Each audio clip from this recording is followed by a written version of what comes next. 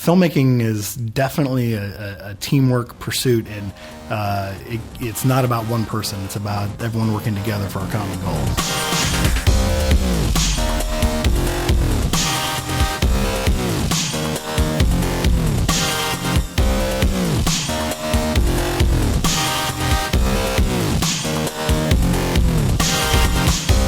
You're listening to Inside Acting, a podcast dedicated to demystifying the inner and outer game of success in the entertainment industry. I'm your host, AJ Meyer, and coming up in episode 268, we've got part 2 of Trevor's chat with director Bryan Beasley, in which Bryan shares the hardest directing job he's ever had, what actors do that he loves and hates, the pros and cons of stage-trained versus screen-trained actors, the one thing that's just an absolute deal-breaker for him on set, the lessons that he learned meeting and working with, get this, Megadeth frontman Dave Mustaine, and more. It's all coming up in episode 268, so stay with us.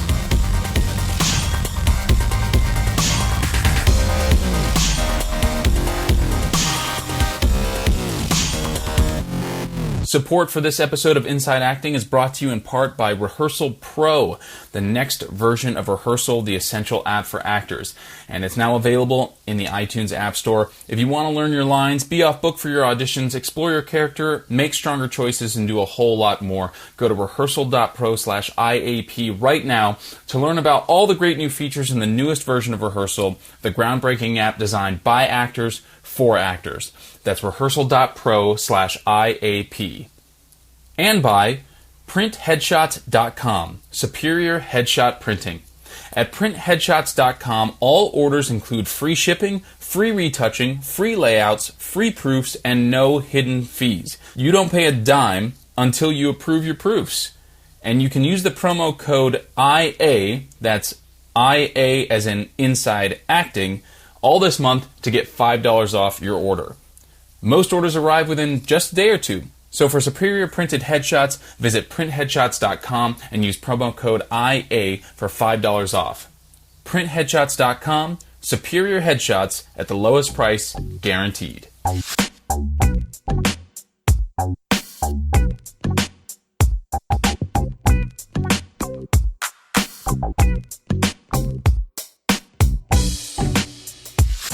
Hey everyone, so welcome to episode 268. So I am currently on the East Coast, which I will talk a little bit more about later on in the episode. But Trevor and I were going to record remotely via Skype, and then we couldn't get our schedules to line up with the difference in the time zones, which it's been a long time since we've had to deal with that as an issue. And then some other stuff came up. Trevor's got some family things that he's dealing with right now, so I am taking on the entirety of the episode. Unfortunately, I didn't obviously know that I was going to be doing that, so I don't have any of my audio gear with me. So this whole episode is being brought to you by my iPhone 7 and its accompanying Lightning headphones. So that is why it's not the standard audio quality you may be used to, and also explains why it's just me this week. Got a few top-of-show announcements. I really wish Trevor was around for this one, but we didn't want to wait any longer because she's doing such a bang-up job right now. We just want to announce that Grace Gordon, longtime listener, supporter of the podcast, she's currently running our Artist Way IAP cluster in the IAP membership. But Grace Gordon is now heading up our PR and social media. So, yay, Grace, welcome to the team. We're so excited to have you. And like I said, she's already been doing such an amazing job. And she's only been at it for like a week or so. Speaking of the membership, we have a new member in Marissa Brown. Welcome. Welcome to the membership. Hopefully you're getting in there and getting some value out of it. Our Artist Way IAP cluster continues to rock the house, so jump in and join us. Thank you, as always, to the beautiful and brilliant Grace Gordon for creating and holding the space for us to go on this journey together. So, since it's just me this episode, in terms of catching up, as it were, as I said, I'm on the East Coast. I came to first Virginia, Norfolk, Virginia, to do a show with the Jewish Women's Theater, which I've worked with in Los Angeles.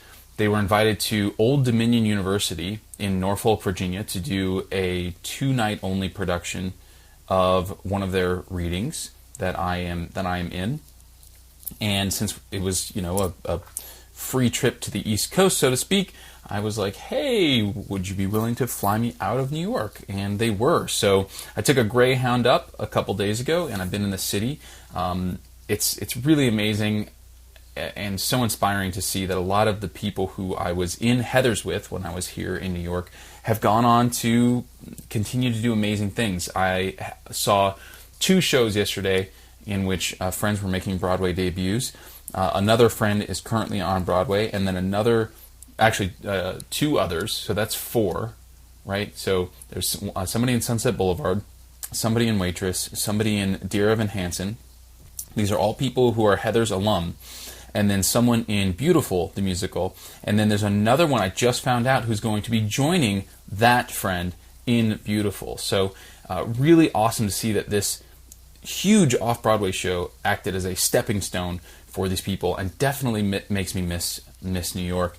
And, obviously there's like feelings of, I want to talk about this since we do talk about the inner game on the podcast. There's these feelings of, oh man, like comparison, like should I have stuck around, or how come I'm not, seeing this kind of success in my own career? But I get to squash that. All boats rise with the tide. I get to be, excited and happy for these people, because putting that type of energy out into the world, putting that type of energy into their career, my career, is really the secret. That's what's going to eventually, book me the next job. Hopefully, while I am here, I get a chance to go on some auditions, but that's not the priority. The priority is, seeing my friends, relaxing. I purposefully made no plans for New York so that I could just walk the city, let the city take me where it wants to take me, go see shows, go to Central Park, go to some of the old haunts from when I used to live here.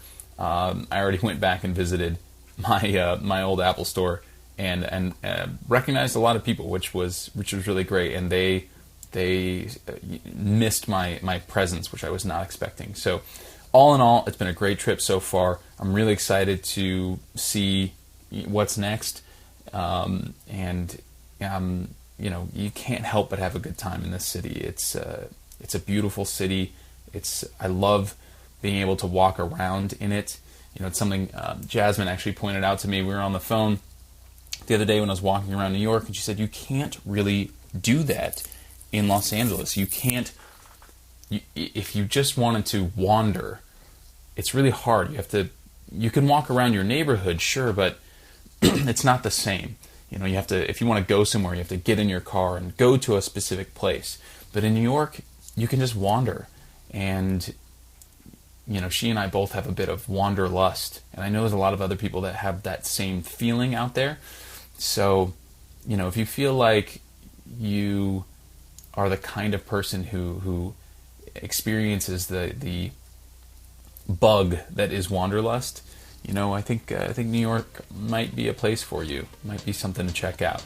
So I'm sure there's plenty of other stuff to talk about while I'm here, but without Trevor around to bounce things off of, I'll leave it at that.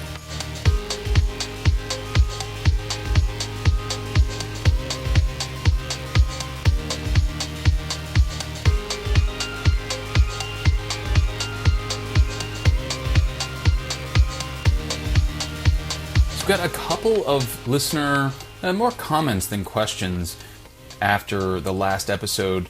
We talked about some big topics, including this lawsuit with the CD workshops, and then we had this conversation about thrival jobs. I'm going to save the comment that we got in from Will about the CD workshops until Trevor's back and we can kind of discuss it some more. He sent in a really great sort of comprehensive viewpoint kind of thing, and I really appreciated it. Even addressing some of the things that I had said or asked, and I'm really excited to dive into that. I know it's an issue that we keep banging away at, but it just seems to be one of those, contentious issues in the industry. So I don't know that conversation is going away anytime soon, especially as the fallout from this most recent lawsuit, comes to pass. But we also talked about, I went on for a bit about my job at Apple, and a longtime listener and supporter of the podcast, Mike Bowers, wrote in something that I actually kind of knew about, but I'm really glad to have somebody, who has a bit more experience with it. But he was recommending Starbucks as another great thrival job. He also gets benefits there, which I did know about. Starbucks actually, before Apple added part-time benefits to or part-time benefits for their part-time employees, Starbucks was one of the only other companies that did that. And so he says, I get benefits when working there, and there's a huge pool of people available to cover shifts, not only at my own store, and I didn't know about this part of it, but he says at the 12 to 15 other stores in the area. So you can actually reach out to other stores in your area to have somebody cover your shift. So that's a huge pool of people, 12 to 15 stores in an area. And, of course, there's all those jokes about Starbucks coffee being everywhere. They're like on every street corner. So, if you live in a major market or even a minor market, you should probably be able to find somebody to cover your shift. And like with AJ's situation, he says, anytime I need a shift covered, I ask my coworkers until someone says yes, and then I just let my manager know, and it's not a problem. And this is also a really cool thing. My manager always celebrates my success when I tell her about them. That's really cool. I wonder if that's something that is company-wide or if that's just this particular manager. But, I do hope that anybody who's in some kind of thrival job, that your management or whoever you're working with or for is able to celebrate with you, as opposed to be like, oh, you're not going to be around, or you're going to get some kind of demerit, or you're going to get fired if you go to this audition. So basically, Starbucks is another great thrival job with flexibility, Mike says. Love what you do. Keep it up. Thanks, Mike. Great call out. Great comment. Thanks for writing in. Hopefully these conversations are helping people out there. I would never want anyone, myself included, to just have a coffee shop or retail salary kind of getting them along for the entirety of their life. And I've been thinking a lot about the idea of either starting my own business or getting into a higher paying job. I'm actually interviewing for a higher paying job at Apple as we speak. And the reason I say that is because, there's always the chance that we aren't going to make a lot of money doing our passion, doing our craft of acting. There are ways of making a living where no one knows who you are, and you're like a D or F list quote unquote celebrity. But even so, without the notoriety, it doesn't matter. There's ways of making a living, and some people do that. And then some people are just not either destined for that, or it's not something that they want. They don't want the hustle. They don't want to do whatever it takes on maybe the business side of things to make enough money for that to be the thing that supports them. And all of this is okay.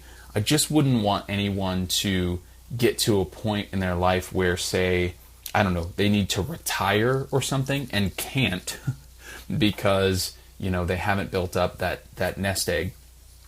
I know that sounds kind of dire, but, I don't want people to think about it in that way. I want people to think about it in an empowering way, like you are worth so much, each and every one of you, and you can go out and build something in addition to a job at the Apples of the world, the Starbucks of the world, as well as your career in the arts. And that thing can build your abundance, your wealth, your ability, your freedom, and your ability to make the decisions that you want to make, especially later in life. I'm speaking from my own experience and speaking for myself. I certainly don't want to be in my current position at my current retail job indefinitely. And if I were not allowing myself to grow in the area of abundance, I would not be able to retire in 30 years. Now, I'm never going to retire from acting, of course, but I just mean, I would not, if things kept on the path that they're on now, I would not have a nest egg. I would not have assets. I would not have investments.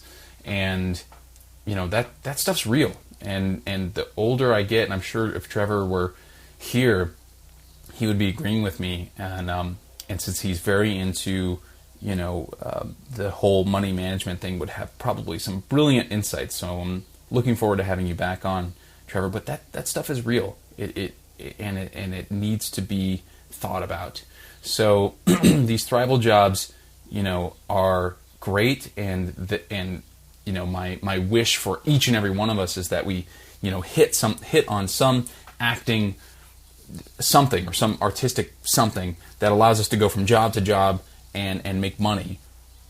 And I've had that, and other people have had that, but sometimes this business can be feast or famine. And when it's famine, my wish for all of us is that we have something in place, whether it's our own business, selling some kind of product, selling some kind of service, something like that, that allows us to be sustainable even in those times of famine. All right, so we're going to roll into the second part of Trevor's interview with Bryan in just a moment. But before we do, got to mention our sponsor, VO2GoGo.com, the award-winning voiceover training system and winner of Backstage's Reader's Choice Award for Best VO Training 4 years in a row. Visit VO2GoGo.com/start for a free Getting Started in Voiceover online class that'll help you add voiceover to your acting portfolio. That's VO2GoGo.com/start. All right, guys, so here it is, part 2 of Trevor's chat with director Bryan Beasley. Hope you enjoy, and I'll catch you on the other side.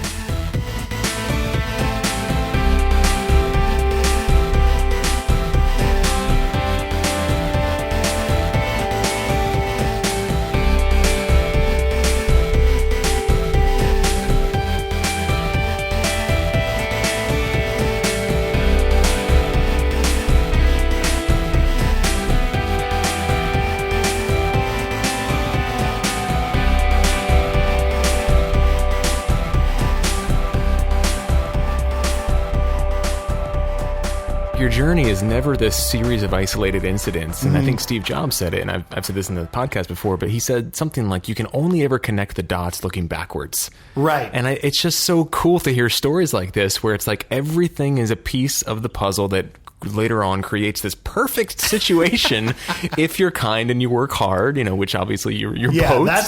Those are the two things, is like hard work is by far, like, that's number one. And then second is just being a good, nice person. When I'm on set, like, I only want to surround myself with people that I like. Like, if you're a diva or you're going to show up to my set and just, have a stick up your ass, there's literally like, all right, I'm putting you on the list. Like, there's 100 other sound guys. Like, I don't need to work with someone who's going to bring, shit to my table. I mean, matter of fact, going back to Going on Fire and Smiling Fish, that first independent film, so since I was second AD, I was in charge of all the PAs, and there was this one kid, Jonathan Barnett, who had just, I forget where he's from, St. Louis. He had just moved here. We weren't paying anything. He was the only PA, showed up every single day for 2 weeks. He eventually became a sound guy. I've used him for almost every project since then, because I was like, this guy showed up. PAs would quit left and right on us.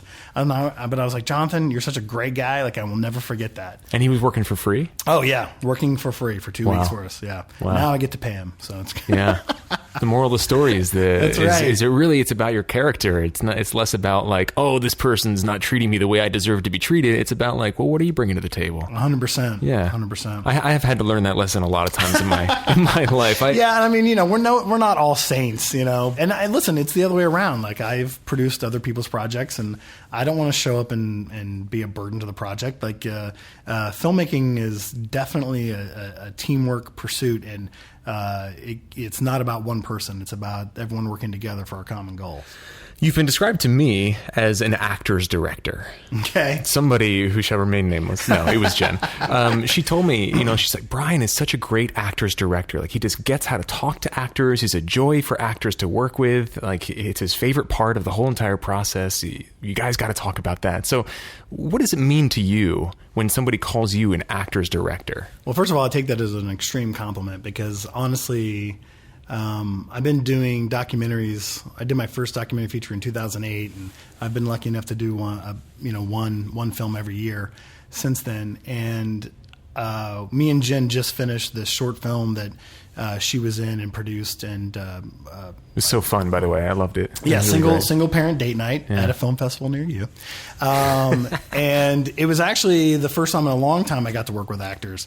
And besides, I loving the script and wanting to work with Jen again, like that was one of the main things I was excited to jump back into, because I hadn't talked to actors. I'd done what you've done. I'm interviewing people. It was actually a blast because Christopher Tillman, the guy who wrote it and also acts with Jen, like there was a lot of different layers to the characters. And even though we're only spending 8 minutes with them, I feel we really get to know them. It was a lot of fun getting to work with both of them and really kind of pushing them slightly to give, to really give it all. And they did. It's definitely on the screen. I've always loved working with actors. I find it to be a very noble pursuit, and it's very brave it's very easy to mock. I can remember one of my teachers at NYU. It's hard to create. It's easy to destroy. To be a critic. Yeah. Yeah. And even if they're doing something that might be silly or whatever, later down the line, it's still brave, like to get up there and put yourself out there and to maybe show raw emotions or to be funny or to whatever it may be. It's like, I can't do it. I know that for a fact. So I definitely have a respect for it. In 2002, another kind of like major milestone in my life was that I got tapped to direct Hurly Burly off Broadway. And so I got to go back to New York and work with some amazing actors. And I'm not going to lie to you, that two things: the text of David Rabe's play it's very heavy, it's very long. The main characters, who are just not good people, don't necessarily kind of either get their comeuppings or even find the redemption that they should. At least some people think they should at the end. And we were putting on this play like less than a year after 9/11. So Manhattan was in a very strange place. But the play has so many levels, and there's so much going on and so much subtext. And I got to work with just still to this day, some of the best actors I've ever had the opportunity to work with. And it was one of the hardest things I've ever done. Not just as a director, but just as a person in life. Like, it was just a lot of moving parts, and it was so rewarding when the play did really well. And actually, I kind of had a small theater life there for a while, and got to come back to LA and direct Barefoot in the Park and a few other projects, The Nerd. And all of it was what I loved most about directing theater was working with the actors. And the other thing too is, as you guys know, is that the stage it's always evolving. And that was like the first thing that I had to learn when we were doing Hurly Burly. It was like, I can remember watching performances, and it was like, we'd have these rehearsals. We would, oh my God, these like marathon rehearsals. And I was just like drilling that we had to get certain aspects of it right. And then you see it up on stage, and the audience reacts to it. And then the actors react to the audience, and it's a living, breathing thing. It's funny to say this now, but it didn't even dawn on me that, like, with my film background, like, you do 4 or 5 takes or whatever you do, and then you pick the one, and it's like that forever. And with theater, it was alive every single night, and something different was happening, or the actors would find something, whether it be right or wrong, whatever it is. Like, there was a relationship with the audience that was happening, and it was like the tightrope act, and it was so exciting. And so I really enjoyed my live theater days. And like I said, working with the actors was the best part about it, honestly.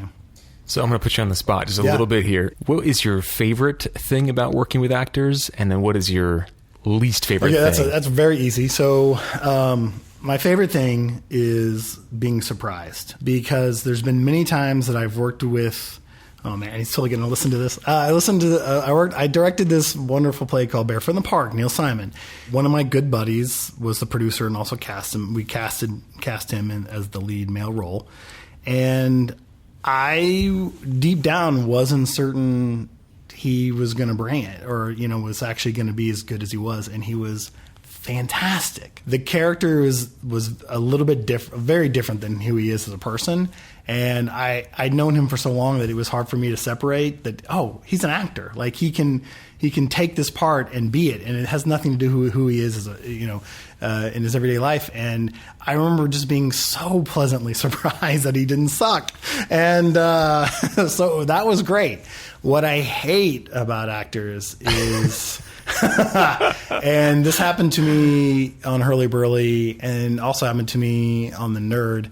And this really hasn't happened to me on set as much, just probably because, like I said, we're moving so quickly, and actors, I've never done a narrative feature, so I've never been on a set where everyone had to be together for 3 months. But so on Hurly Burly, I had my main actor and the main actress who basically carries the entire second act of the play. She only appears in the second act, but she carries the entire thing. She's huge comic relief, and this woman was just a fantastic actress.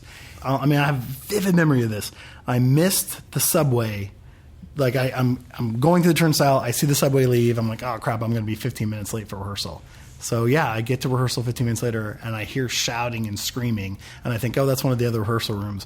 I walk in, and here's my two main actors about to kill each other, and they are just she's screaming at him. It's like, I'm not taking any direction from you until the director shows up. I don't care who you fucking are. And he's like, I'm help paying for this play. I can get. And I'm just like, whoa. And I thought maybe like, here's how naive I was. Are we doing an acting exercise? Weird exercise. And it was from minute one, they absolutely hated each other. It was ego. It was the diva in both of them.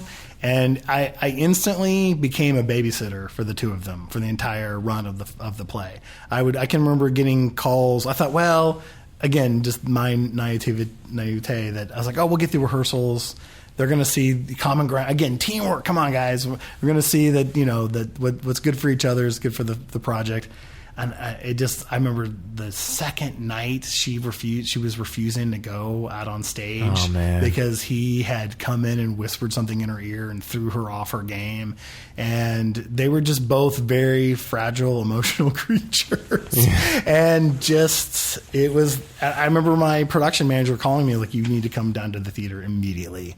And I'm like talking every night. I had to talk both of them. I'd have to scold him and be like, leave, like, don't talk to her. Like, don't, like, I only want you talking to each other out on the stage. You know what I'm saying? And to her, like, don't let him get in your head. Like, I'm like, and we were all young.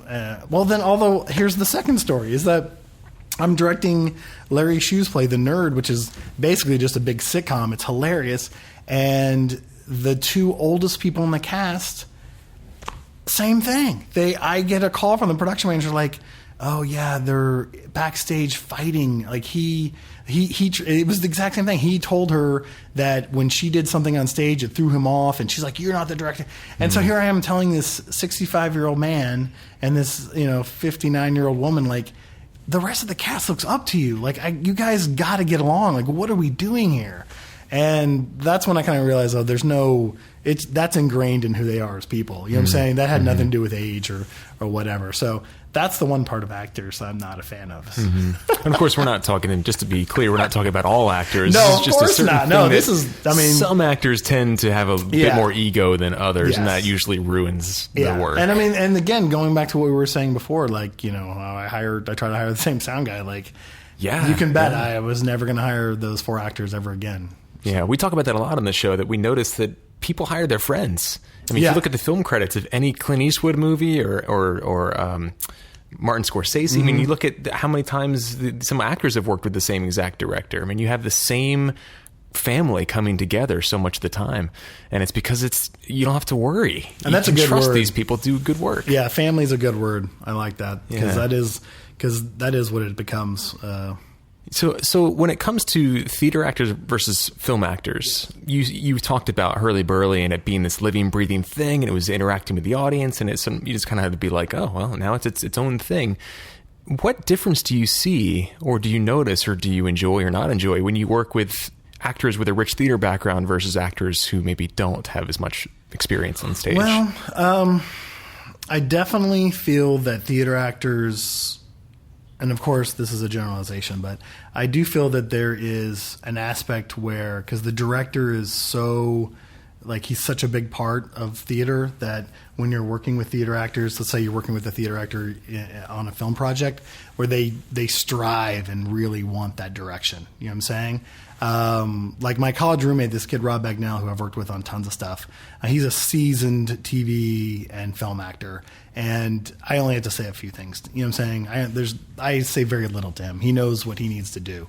While I feel like people who have maybe been entrenched in theater, I need more in-depth conversation about the characters and stuff like that. And of course, this is a generalization. This doesn't count for everybody, but that's kind of like, I guess, one thing that I've noticed. And then the other thing, and I think this is true going both ways, I've definitely worked with some theater people where I'm like, listen, the camera isn't in the back row. Like, you can use your subtleties. You know what I'm saying?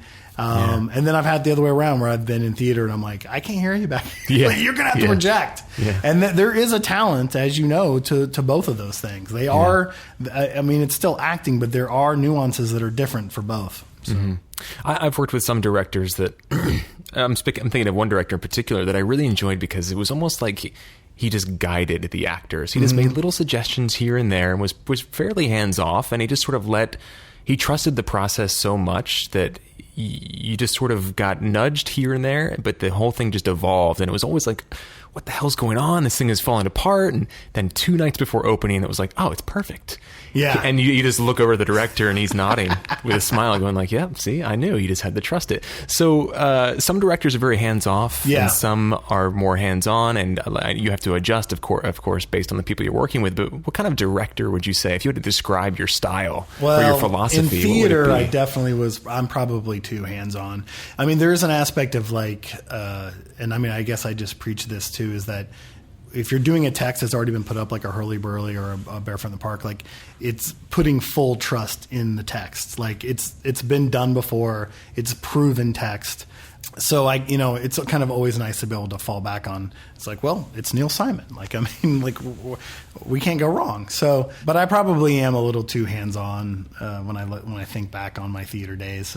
But that was, I don't know, that was the fun of it. I've definitely become less hands-on, especially moving in doing narrative film stuff, than I think I was back in my early days with theater. And you've done music videos and short films and all sorts of stuff. So just getting back to your story. Yeah. You were shooting headshots for actors, and you were sort of on the cusp of the digital revolution. And so that was great timing. It kind of was. Yeah. It was like my niche. I was definitely able to exploit it to the fullest. So how were you able to support yourself and then parlay this into a successful career? Well, the photography has always supported myself. I mean, even to this day, photography pays. Do you still shoot my headshots? Mortgage. I don't shoot headshots, but I do high-end events or some periodical stuff, but honestly, the periodical stuff doesn't pay. It's glamorous, but it doesn't really pay.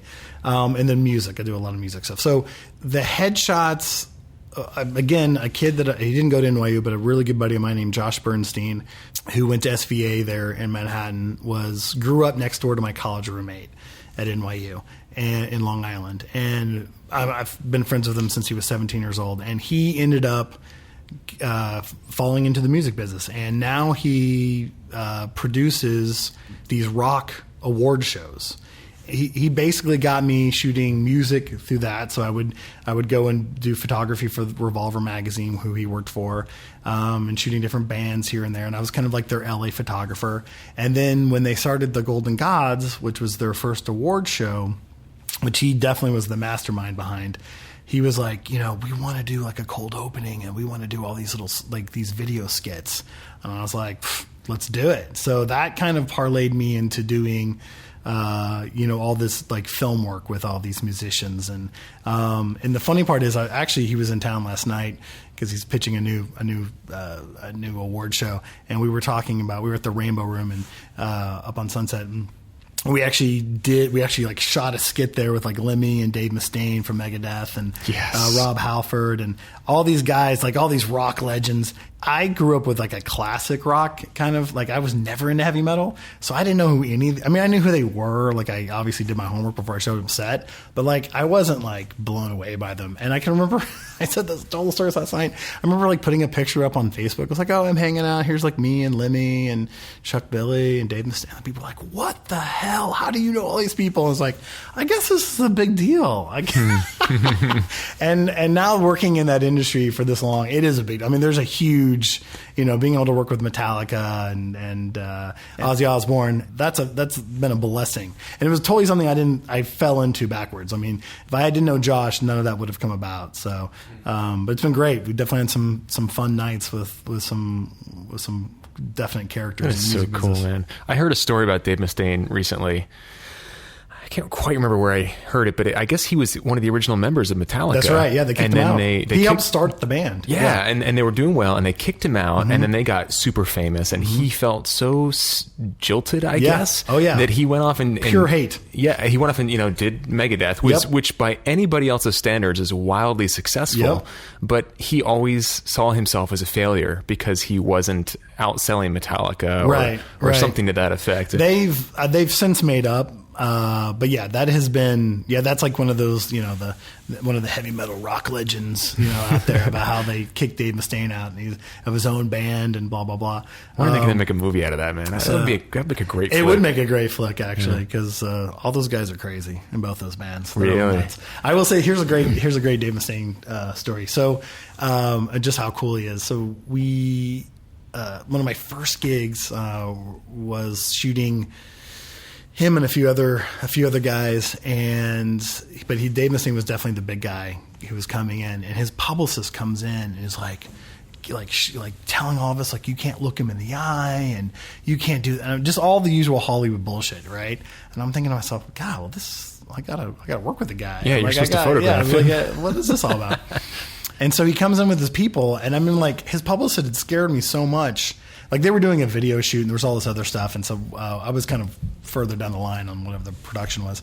And I remember, like, we're all eating lunch, and I kind of sit down at the table, and he looks at me, and I won't look back, and he's like, excuse me. I'm going, and he goes, hi, I'm Dave Mustaine. Like, reaches across, like, shakes my hand, like, hey, why won't you talk to me? And I'm like, oh, hey, I'm Bryan Beasley. It's like I'm so sorry. They told me, like, if I looked at you, Satan would come out of your head and chop it off. So, but he was, he was the exact opposite of everything that the publicist had told us. So. Yeah, we heard a story similar to that when we talked to Jenna Fisher on the podcast a few episodes ago. She said before she was on The Office, she was Pam on The Office. Before that, she was working. Pam Beasley? Yeah, I'm familiar with my cousin. There it is. She said she was I think working on a movie with Eddie Murphy or Will Ferrell. Thank you. Yeah. So and that they were all told, all the extras were told, you don't look Will in the eye, you don't look Eddie Murphy in the eye, and her first reaction was like, "Are you kidding me? Like, what a diva!" This and that. And then she realized that just like they were there to do a job, and so it wasn't so much about like don't talk to me. I'm too important for you. It was more like, this is my office, and I just need to focus, and I'm a nice person. I just need to sort of not be deluged with requests for autographs and inane questions and things like that. So I just wanted to presence that because I think what you talked about is interesting. I think sometimes we get scared away into thinking that they're these assholes when really the most successful people are usually the most generous and gracious people you'd ever could meet. 100%.